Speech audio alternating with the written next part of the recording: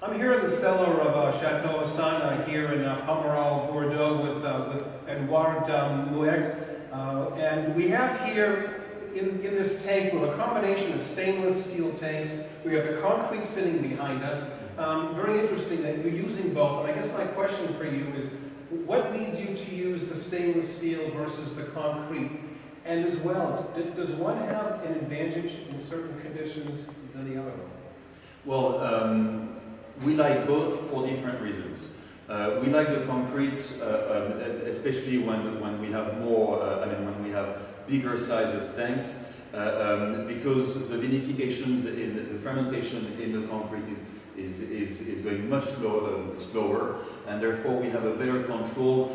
We can be more precise on the vinification. The negative side of the concrete tanks is in small volumes it doesn't make any sense, because first of all, they're almost, they're very hard to make, and the effect it has on the big volume doesn't affect the small volume. So on small volumes, it's much better to have stainless steel, because we can control, especially the temperature, much more easily on the stainless steel than on the concrete on the smaller vats. So being in Pomerol with very small parcels, we have a larger number of stainless steel tanks, smaller stainless steel tanks, where for the few large parcels we have those big concrete tanks, and as well after the vinification, in order to do the blend, they're much nicer because they're neutral.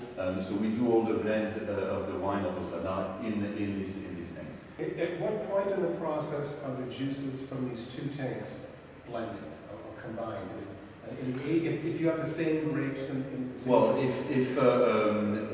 if we harvest in September, October, the malolactic fermentation will be done mid-December. So it goes into the barrels for the first 6 months. We do 2 rackings in barrels, and then after 6 months we will do the blend.